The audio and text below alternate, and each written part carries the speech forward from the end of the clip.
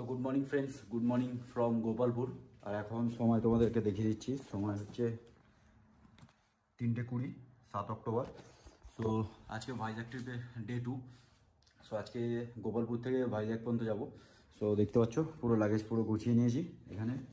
আর helmet সব ready হয়ে গেছে, আমিও পুরো রেডি। দেখতে পাচ্ছ পুরো গিয়ার আপ হয়ে গেছি, প্যান্ট পরে নিয়েছি। সো চলো ডাইরেক্ট দেখা হচ্ছে তোমাদের সাথে মোটর ব্লগিং সেট আপে। সো বন্ধুরা এখন স্টার্ট করলাম। এখন বাসছে পাক্কা 3:30, 3:30। সো গোপালপুরের সাসা হোমস থেকে আমি স্টার্ট করলাম, যেখানে আমি কালকে রাতেবেলা ছিলাম। সো জাস্ট এই হোটেল থেকে বেরিয়েই একদম মেন রোড। সো বন্ধুরা রোডের কন্ডিশনটা দেখছো কত সুন্দর, 4 লেন হাইওয়ে আছে। আর রাস্তায় যে লাইটগুলো রয়েছে পুরো রাস্তাটাকে পুরো আলোকিত করে রেখেছে। তো যার জন্যে গাড়ি চালাতে কোনো ধরনের কোনো প্রবলেমই হবে না। রাস্তার কন্ডিশন মারাত্মক, খুব সুন্দর কন্ডিশন রাস্তার। তো বন্ধুরা চাঁদটা দেখছো কত সুন্দর লাগছে, পুরো পূর্ণিমার চাঁদ একদম পুরো গোল হয়ে উঠে আছে।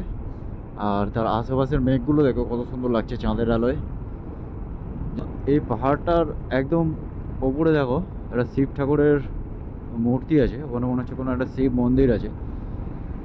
সো এখান থেকে জাস্ট শিব ঠাকুরের মূর্তিটা দেখা যাচ্ছে আর আলো জ্বলছে। আর তার ওপরেই ঠিক একদম আমাদের চাঁদ মামা জল করে আছে। তো বন্ধুরা দেখছো একদম পুরো ভিজিবিলিটি একদম লো হয়ে গেছে। হঠাৎ করে রাস্তায় দেখছি যে কুয়াশা ভর্তি হয়ে গেল। কিছুক্ষণ আগে কুয়াশা ছিল না, বেশ ভালোই চালাচ্ছিলাম। বাট হঠাৎ করে কুয়াশা রাস্তাতে চলে আসার জন্য কিছু দেখতে পাচ্ছি না, অনেকটা আস্তে আস্তে যেতে হচ্ছে। এটা কি হচ্ছে আমি অ্যাকচুয়ালি বুঝতেই পারছি না। মানে তোমাদেরকে যেরকম বললাম, হঠাৎ করে কুয়াশা চলে এলো। কুয়াশাটা মানে 1 মিনিটের মধ্যে পুরো কুয়াশা ভর্তি হয়ে গেল রাস্তায়, এত ভিজিবিলিটি কম হয়ে গেল কিছু দেখাই যাচ্ছিল না। আবার দেখছি কি যে কিছুটা আসার পরে মোটামুটি 4-5 কিলোমিটার চালালাম কুয়াশার মধ্যে, তারপরে দেখছি কি যে আবার এখানে কুয়াশা নেই, এখন পুরো রাস্তা ক্লিয়ার। তো বন্ধুরা বাস সাইডে দেখছো ট্রেন যাচ্ছে, অন্ধ্রপ্রদেশের ট্রেন। আমি এখন অন্ধ্রপ্রদেশে প্রবেশ করে গেছি, বাট কোনো অফিসিয়াল চেকপোস্ট আমি পাইনি আসার পথে। একটা আমি পেট্রোল পাম্প দেখতে পেয়েছিলাম যেখানে লেখা ছিল উড়িষ্যা এন্ড, মানে তারপরে আমি অন্ধ্রপ্রদেশে এন্টার করে গেছি, বাট কোনো চেকপোস্ট পাইনি। জানি না রাতের বেলা বলে কি না, বাট রাতের বেলা দিনের বেলা বলে তো আমার মনে হয় না যে এরকম কোনো ব্যাপার হবে। এটা আজকের দিনের আমাদের সেকেন্ড টোল প্লাজা। এটা হচ্ছে লক্ষ্মীপুরম টোল প্লাজা। তো এই সেকেন্ড টোল প্লাজা এখন ক্রস করছি, লক্ষ্মীপুরম টোল প্লাজা। আর এখান থেকে তোমাদেরকে ডিস্টেন্সটা বলে দিচ্ছি, দাঁড়াও। এখন বাসছে 5:10, সকাল 5:10। আর 152 কিলোমিটার বাকি আছে। ইটিএ তো সেম আছে 7:52, 2 ঘন্টা 41 মিনিট লাগবে। তো গোপালপুরে যে হোটেলে ছিলাম ওখান থেকে বেরিয়ে এখনও পর্যন্ত কোনো স্টপ নিইনি, মানে কন্টিনিউ গাড়ি চালিয়ে যাচ্ছি। আর 152 কিলোমিটার বাকি আছে। দেখি এখন ফাঁকা আছে বলে আমি মানে এই গ্যাপটাকে কভার করে দেওয়ার চেষ্টা করছি, কারণ একটু পরে আলো হয়ে গেলে তখন রাস্তায় লোকজন বেরোবে, তখন আর অতটা জোরে চালানো যাবে না। জোরে বলতে কি আমি মোটামুটি 80তেই চালাচ্ছি, বাট 80 টাকা মানে 70-80 টাকা কন্টিনিউ চালানো যাচ্ছে, কোনো ব্রেক মারার প্রয়োজন পড়ছে না। মানে রাস্তায় সেরকম গাড়ি ঘোড়া নেই। একটু পরে রাস্তায় গাড়ি ঘোড়া বেরোলে ওই জিনিসটা আর হবে না, তো তখন টাইমটা আরও বেশি লেগে যাবে। ওই জন্য আমি দাঁড়াচ্ছি না। ওপর দিয়ে ভিউটা দেখো খালি একবার, নিচে ধান চাষ হচ্ছে, পুরো একদম সবুজ হয়ে আছে। আর এইদিকেও হচ্ছে ধান চাষ, পুরো রাস্তার দুদিকেই পুরো ধান চাষ হচ্ছে। রাস্তা পুরো একদম মাখন রাস্তা, মাখন পুরো। যতটা এসেছি মানে একদম পুরো বাড়ি থেকে কথা বলছি, পুরো রাস্তাটাই ভালো পেয়েছি। আর উড়িষ্যা বিশেষ করে মানে ওয়েস্ট বেঙ্গলের রাস্তাটা খারাপ পেলেও উড়িষ্যা এন্টার করার পর থেকে এখন পর্যন্ত এখনও অন্ধ্রপ্রদেশে আছি, পুরো রাস্তাটা একদম পুরো একদম হেভি রাস্তা। আর এরকম চওড়া চওড়া রাস্তা, আর প্লাস রাস্তায় কোনো পথ হলো নেই। আজকের দিনের এটা আমাদের 4th toll plaza, Madapam toll plaza. So আজকের দিনে 4th টোল প্লাজা আমরা ক্রস করছি। আর এখন কটা বাজছে, 6টা 3 বাজছে। 93 কিলোমিটার বাকি আছে। ইটিএ অনেকটাই কমে গেছে, 7টা 34 দেখাচ্ছে। তো যেহেতু রাস্তা ফাঁকা ছিল, তো ননস্টপ চালিয়ে এসেছি, ওই জন্যে ইটিএটা কমে গেছে। 1 ঘন্টা 30 মিনিট লাগবে এখনও। আর হোটেল থেকে বেরোবার পরে এখনও পর্যন্ত কোনো জায়গায় রেস্ট দিইনি, মানে কন্টিনিউ চালিয়ে যাচ্ছে। গোপালপুর থেকে বেরোবার পর থেকে, গোপালপুর যে হোটেলে ছিলাম ওখান থেকে বেরোনোর পর থেকে কন্টিনিউ চালাচ্ছি। দেখি সেরকম হলে 93 কিলোমিটার বাকি আছে, এটা ডাইরেক্ট কভার করে দেবো। আর যদি না হয় তো দাঁড়াবো কোথাও একবার। এটা আজকের দিনের আমাদের 5th টোল প্লাজা। এটা হচ্ছে নাথা ভানসা টোল প্লাজা। সো এই 5th টোল প্লাজা আজকে ক্রস করছি। আর এখান থেকে এখনও 26 কিলোমিটার বাকি আছে, 31 মিনিট দেখাচ্ছে। তো ভেবেছিলাম দাঁড়াবো, কিন্তু তারপর ভাবলাম দাঁড়াবো না, এখন 7টা 4 বাজে। তো একেবারে গোপালপুর বিচ না, সরি, ভিমলি বিচে গিয়েই দাঁড়াবো। সো বন্ধুরা, দেখতে পাচ্ছ এখানে বোর্ড দেওয়াই আছে, ভিমিলি বিচ যেতে গেলে এই রাস্তাটা দিয়ে যেতে হবে।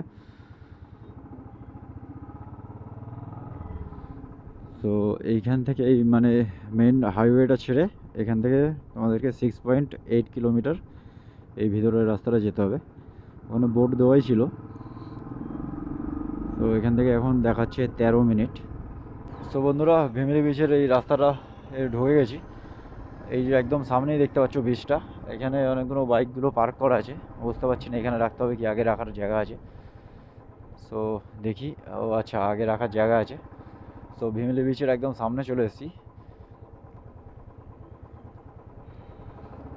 গাড়িটা পার্ক করি, তারপর তোমাদেরকে ভালোভাবে ঘুরে দেখাচ্ছি। এই জায়গাটাই রাখি, বাইকটা রেখে তারপর তোমাদেরকে দেখাচ্ছি। তো ম্যাপে দেখাচ্ছে আরেকটুখানি 200 মিটার মতো আগে, মানে এটাই অ্যাকচুয়ালি বিচটা। এখানে দেখতে পাচ্ছ বাইকগুলো পার্ক করা আছে। সো আগে দিয়ে একটু ঘুরে আসি 200 মিটার আগে, হয়তো আই লাভ ভিমিলি বিচ ওটা লেখা থাকবে, ওই জন্য ওটাই দেখাচ্ছে আগে। তো গিয়ে এসছি যখন একবার গিয়ে দেখেই নিই। ও আচ্ছা, এখানে একটা এন্ট্রি গেট আছে, এখান থেকে নামা যাবে। এমনি অনেক জায়গা থেকেই নামা যাবে, মোটামুটি যেখান থেকে ইচ্ছা নামা যেতে পারে সিঁড়িতেও। আচ্ছা, এখানে আই লাভ ভিমিলি বিচটা এখানে আছে। চলো আগে দিয়ে একটুখানি যাই।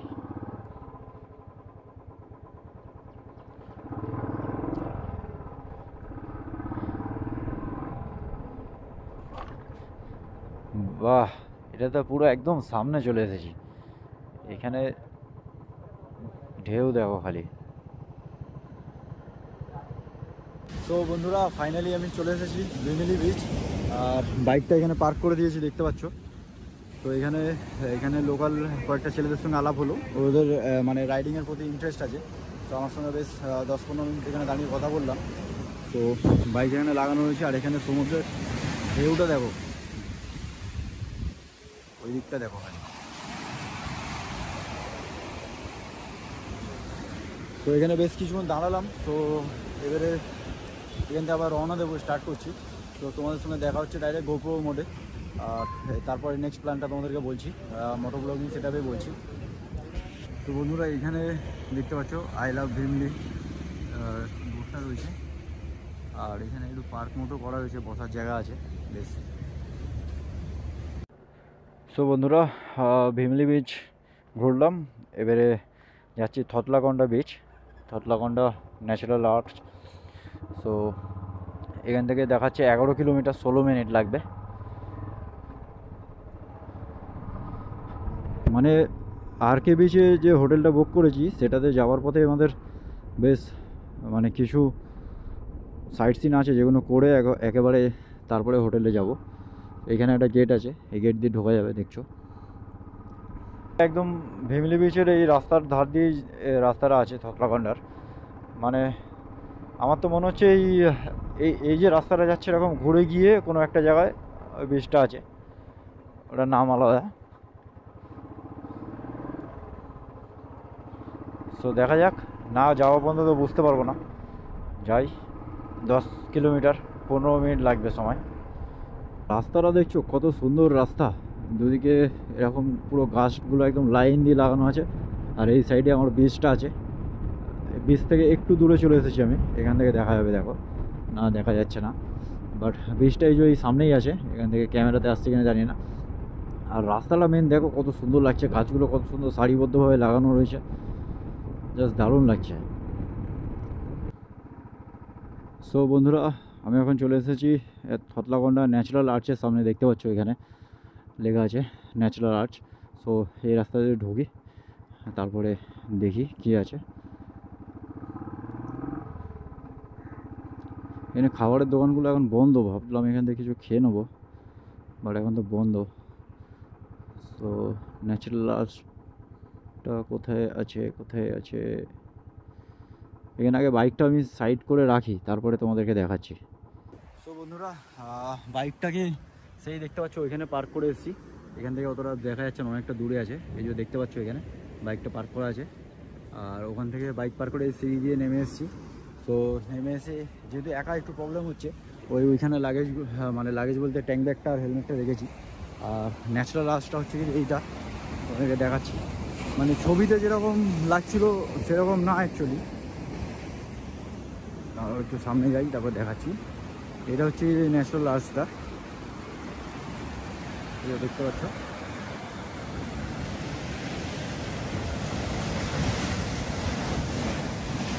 তোর দেখছো একদম এখানে চলে আসছে, আমার পায়ের কাছে পৌঁছে যাচ্ছে।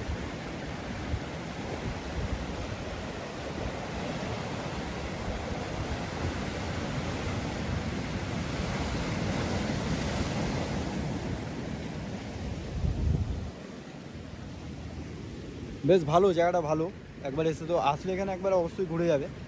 এই ন্যাচারাল আর্চটা দেখা হয়ে গেল, এবারে যাচ্ছি মনেস্ট্রিতে।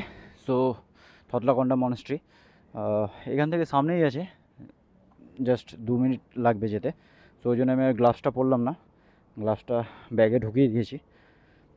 সো চলো যাই। এই রাস্তাটাতে বেরিয়ে আমাদেরকে ডান দিকে যেতে হবে,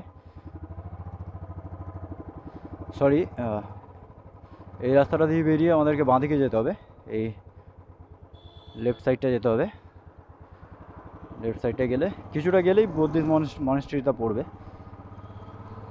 সো বন্ধুরা, এই জাস্ট ন্যাচারাল আর্চটা আছে, ন্যাচারাল আর্চের পাশেই এটা আছে থতলাকন্ডা বুদ্ধিস্ট মনেস্ট্রি। সো এই যে রাইট সাইডে দেখতে পাচ্ছ, ওখানে ওপরে লেখা আছে থতলাকন্ডা বলে। তো ওখানটা যেতে হবে, এই উপরটা উঠতে হবে, দেখতে পাচ্ছ থতলাকন্ডা লেখা আছে ওখানে। তো চলো যাই। এখানে মনে হচ্ছে টিকিট কাটতে হবে, জানি না টিকিট কাটতে হবে কি না। হ্যাঁ, টিকিট মনে হচ্ছে কাটতে হবে।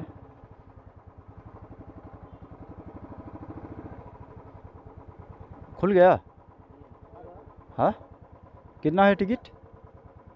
एक जन है 20, ठीक है। সো এই যে এখানে গেটটা আছে, এখানে সিকিউরিটি গার্ড আছে, এখানে 20 টাকা টিকিট নিল। সো বললো কি যে এখান থেকে 1.5 কিলোমিটার যেতে হবে, এটা একটু ওপরে মানে চড়াই রাস্তা আছে, বা কিন্তু রাস্তাটা দেখো খুব সুন্দর রাস্তা। তো এখানে 2-3টে রাস্তা রয়েছে, কোনো সাইনবোর্ড দেওয়া নেই, অ্যাকচুয়ালি বুঝতে পারছি না কোন দিকটায়। এটাই হবে, ও আচ্ছা হ্যাঁ এটাই হবে। এখানটা বাইকটা রাখি, বাইকটা রেখে তারপরে তোমাদেরকে আমি নেমে ভালোভাবে ঘুরে দেখাচ্ছি। সো বন্ধুরা, এটা হচ্ছে কি যে বুদ্ধিস্ট মনেস্ট্রির গেট। এখানে বাইক রেখে যেতে হবে, এর ভিতরে আর বাইক ঢুকবে না। এখানে দেখতে পাচ্ছ ব্যারিকেড দেওয়া আছে। সো চলো ভিতরে যাই, ভিতরে গিয়ে বাকিটা তোমাদেরকে দেখাচ্ছি পুরোটা ভালোভাবে। এখানে একটা মেন গেট আছে। তো এখানে দেখতে পাচ্ছ মনেস্ট্রিটায় এগুলো কিসের জন্য রয়েছে আমি অ্যাকচুয়ালি নিজেও জানি না। আর এখানে কোনো লোকও নেই যে যাকে জিজ্ঞেস করবো, পুরো দেখছো ফাঁকা। এটা হচ্ছে মেন ইয়েটা, স্তূপাটা। আর এখানে এই যে ইটের এগুলো করা রয়েছে, এটাও কিসের জন্য করা রয়েছে বুঝতে পারছি না, এগুলো অনেক কটা করা আছে এই সাইডে। সো কেউ যদি জেনে থাকো একটু কমেন্ট করে জানিও, তাহলে আমি জানতে পারবো এগুলো কেন করা। এগুলো ছোটো ছোটো স্তূপা এগুলো, আর এটা হচ্ছে যে বড়োটা।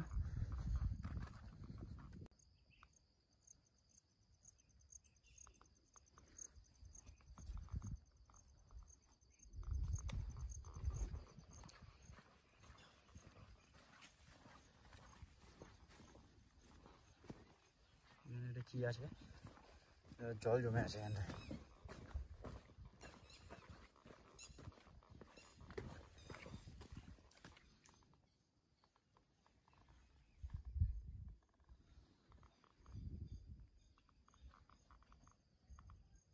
তো বন্ধুরা, এখানে আমাদের দেখা কমপ্লিট হয়ে গেল মনেস্ট্রি, থতলাকন্ডা বুদ্ধিস্ট মনেস্ট্রি। সো এইখান থেকে এখন যাচ্ছি ঋষিকোণা বিচ আর রামানাইডু ফিল্ম সিটি। সো মানে পরপর যাবো, কোথায় যাচ্ছি না যাচ্ছি সেটা তোমাদেরকে আমি ডিটেলসে বলছি। আপাতত এখান থেকে বেরোই। সো বন্ধুরা, এই যে এই গেটটায় 20 টাকা টিকিট কেটে আমি ভিতরে গেছিলাম। এখানে লেখা আছে থতলাকন্ডা। সো এখান থেকে আমাদেরকে যেতে হবে রাইট সাইডে। আর কতক্ষণ লাগবে, কত কিলোমিটার সেটা বলে দিচ্ছি, দাঁড়াও একটুখানি। এটা জাস্ট স্টপ পাই, তোকে আমি দেখে বলে দিচ্ছি।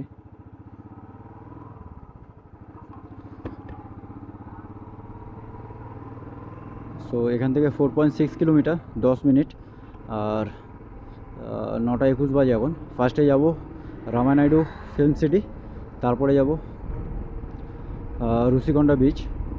সো পরপর যাবো, তোমাদেরকে যেমন যেমন যাবো সেরকম বলতে থাকবো। এখন আপাতত ফার্স্ট যাচ্ছি রামানাইডু ফিল্ম সিটি। ব্রেকফাস্টটা করে নিতে হবে, তার কারণ ব্রেকফাস্টটা করবো বলে করা হচ্ছে না। প্রথমে ভাবলাম ভিমলি বিচের ওখানে ব্রেকফাস্ট করে নেবো, বাট ওখানে গিয়ে দেখলাম সব বন্ধ। তারপরে এখানে এলাম থতলাকন্ডায়, ওখানে সব বন্ধ ছিল।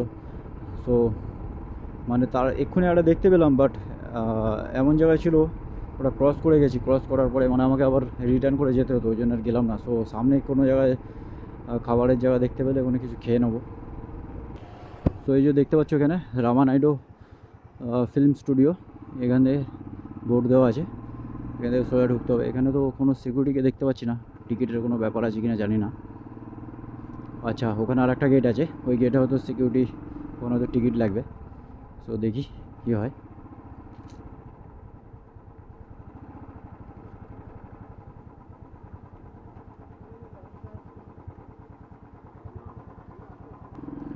সো বন্ধুরা, মেন গেট থেকে টিকিট কেটে ওপরে উঠলাম, ওপরের দিকে উঠছি। এই নিচটাতে হচ্ছে কি যে মেন গেটটা, ওখান থেকে টিকিট কাটলাম। সো 60 টাকা করে পার হেড, 60 টাকা টিকিট করে উঠতে হবে, ঢুকতে হবে ভিতরে। আর যদি ক্যামেরা থাকে, ক্যামেরার জন্য 30 টাকা দিতে হবে। সো বন্ধুরা, এখানে দেখছো শ্যুটিং হচ্ছে। সো এখানে শ্যুটিং অলরেডি চলছে, এর ভিতরে পুরোটাই শ্যুটিং প্লেস। আর বিচটা দেখো, এখান থেকে বিচটা। সো বন্ধুরা, আমি পৌঁছে গেছি রামানাইডু ফিল্ম সিটিতে। সো দেখতে পাচ্ছ এখানে বোর্ডটা তোমাদেরকে দেখিয়ে দিচ্ছি, Ramanaidu, welcome to Ramanaidu studio. So আর এখান থেকে তোমাদেরকে দেখাচ্ছি একবার, দেখো বিচটা পুরো দেখা যাচ্ছে। আর এরকম আঁকা বাঁকা রাস্তা দিয়ে এরকমভাবে এরকম থেকে পুরো এখান থেকে এসেছি। দেখতে পাচ্ছ রাস্তাটা, দেখছো কত সুন্দর।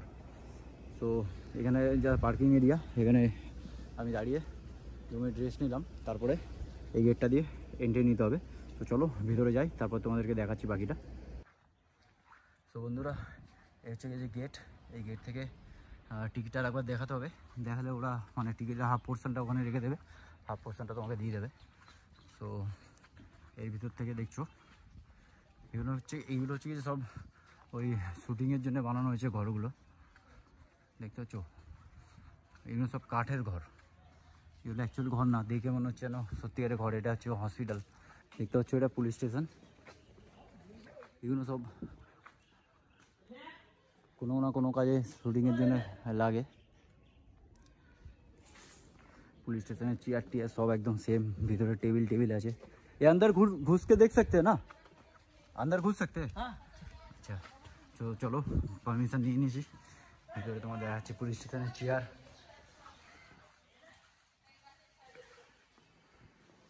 এই যে বড়বাবুর টেবিল, এটা এখানে জেল না, এটা হচ্ছে লকআপ। সাউন্ডটা একটু ইকো হচ্ছে, কিছু করার নেই। না বাবা, লকআপে ঢোকার ইচ্ছে নেই। বাইরে দিয়ে দেখো, বাইরে দিয়ে লকআপটা দেখে নাও, ভিতরে ঢুকিয়ে দেখাতে পারবো না। এটা মনে হচ্ছে ইন্টারভিউ রুম, এখানে ইন্টারভিউ করা হয়।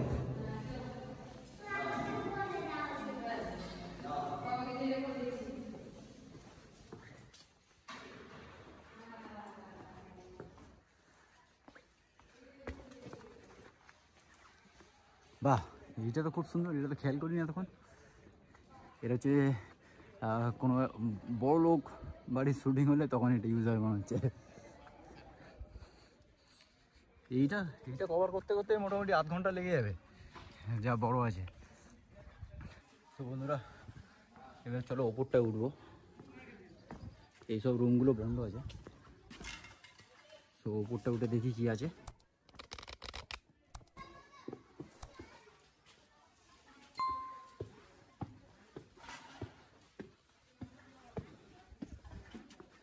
রাজমহলে উঠছি আমি এখন।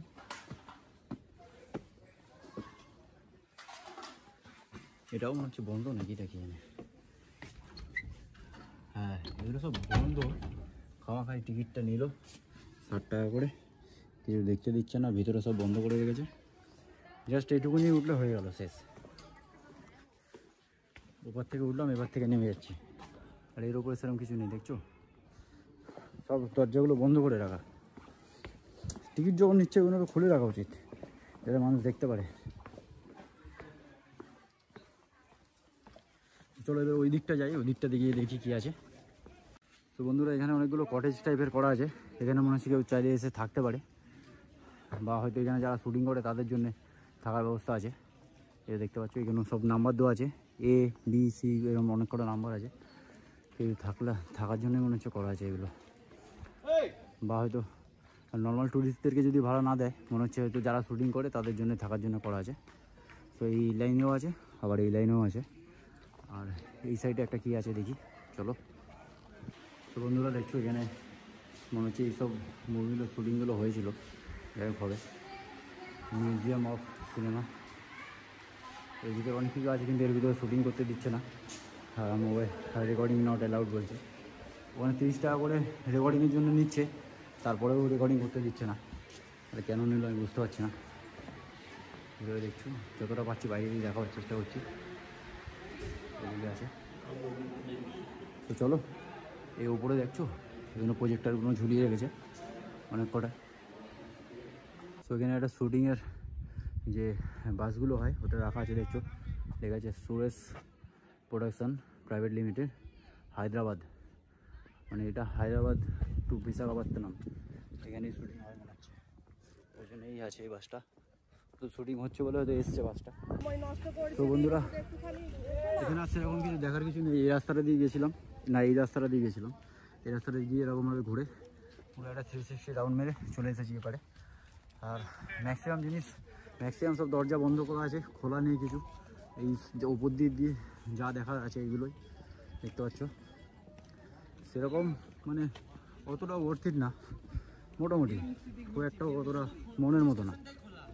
হ্যাঁ, শুধু পুলিশ স্টেশনটাই ভিতরে যেটা দেখালাম, ওই পুলিশ স্টেশনটাই খোলা আছে, বাকি সব মোটামুটি বন্ধ, তালামালা, এন্ট্রি নেই। এই হসপিটাল আছে, এটা হসপিটালও বন্ধ। এদিকে উঠে খালি এদিকে ওদিকে ভিউটা খালি দেখা যাবে, আর কিচ্ছু না। এখানে একটা রেস্টুরেন্ট আছে। তো এর উপরে কী আছে দেখার একটু দেখেই আসি, এসেছি যখন। চলো।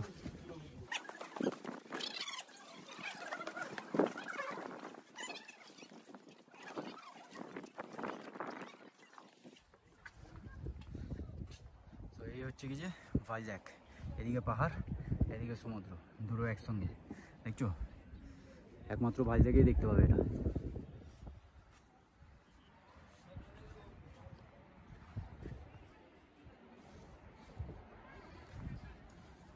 আর রাস্তাটা একবার দেখো কীরকম রাস্তা দিয়ে উঠেছি ওপরে, পুরো এরকম বেঁকা বেঁকা রাস্তা দিয়ে ওপরে উঠেছি, ঠিক আছে। সো বন্ধুরা আবার এখান থেকে স্টার্ট করছি, এই যে রমান রেডিও ফিল্ম স্টুডিও থেকে। সো এখান থেকে এখন যাব রুষিকন্ডা বিচ। আর রুষিকন্ডা বিচের পরে কোথায় যাব সেটা তোমাদেরকে তারপরেই বলছি। আপাতত এখান থেকে যাব রুষিকন্ডা বিচ। রুষিকন্ডা বিচ এখান থেকে 5.5 কিলোমিটার, 11 মিনিট। আর সময় এখন হচ্ছে 10:28, 10:30 বাজে।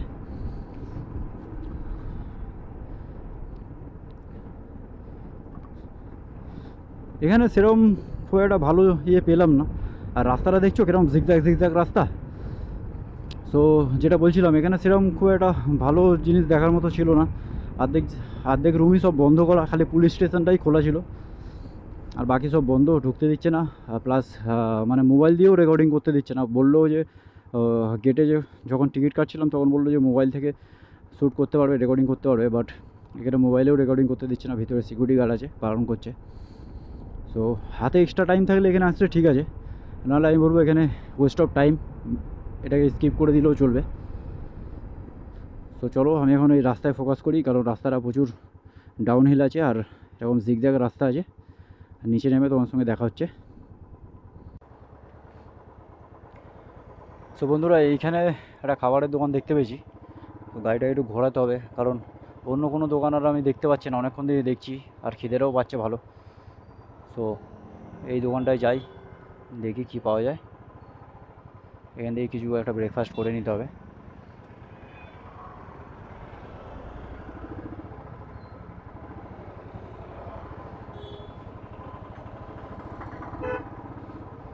সো এখান থেকে ব্রেকফাস্টটা করে নেবো, এখানে অনেক ভিড় আছে দেখছি। সো বাইকটা রাখার ব্যবস্থা করি। তো বন্ধুরা, অনেকক্ষণ ধরে খাবারের কোনো একটা জায়গা খুঁজছিলাম, ভালো জায়গা খুঁজছিলাম, পাচ্ছিলাম না। তো এখানে এটা দেখতে এরকম হলে কী হবে, প্রচুর ভিড়, এখানে বাইকটা রেখে দিয়েছি, আর এটা এরকম নিচু হয়ে একটু ঝুঁকতে হবে। তো ভিতরে ভিড় দেখছো, প্রচুর লোক আছে। তো এখানে অনেক খাবার পাওয়া যায়। তো আমি অর্ডার করেছি ধোসা আসুক, মানে বানাচ্ছে, অনিয়ন ধোসা অর্ডার করেছি। তো হলে আওয়াজ দেবে। আপাতত বাইরে দাঁড়াই, একটু নিচু হয়ে ঢুকতে হচ্ছে, বাট এখানে মানে খাবার নিশ্চয়ই ভালো হবে, নাহলে এত তো ভিড় হবে না। প্রচণ্ড ভিড় আছে এখানে, ভিতরে পুরো সিট পুরো ফুল আছে, আর বাইকটা এখানে রাখা আছে। সো বন্ধুরা, দেখতে পাচ্ছ আমি ধোসাটা হাতে পেয়ে গেছি। আর এটা অ্যাকচুয়ালি আমি এখন ভয়েস ওভার দিচ্ছি, তার কারণ ভিডিওটা এডিট করার পরে দেখলাম অনেকটা লেন্থ লম্বা হয়ে যাচ্ছে। সো এটাকে 2-3টে পার্টে ডিভাইড করতে হবে, কারণ ডে 2 অনেক কটা সাইট সিন ছিল। সো ওই জন্য ভিডিওটা অনেকটা লম্বা হয়ে যাচ্ছে। সো এই ভিডিওটা এখানেই শেষ করছি, আর দেখা হচ্ছে নেক্সট এপিসোডে। এখান থেকেই কন্টিনিউ হবে নেক্সট এপিসোডটা। সো এটাকে এখানে এন্ড করলাম।